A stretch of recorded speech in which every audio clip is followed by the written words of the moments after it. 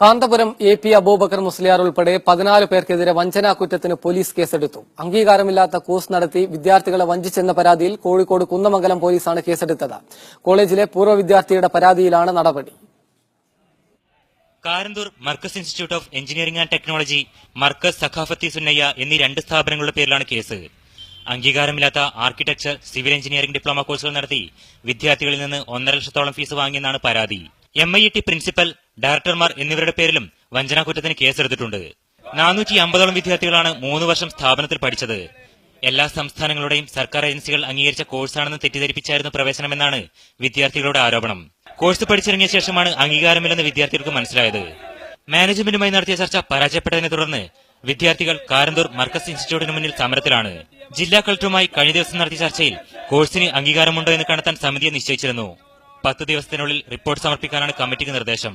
Media 1 Kozhikode.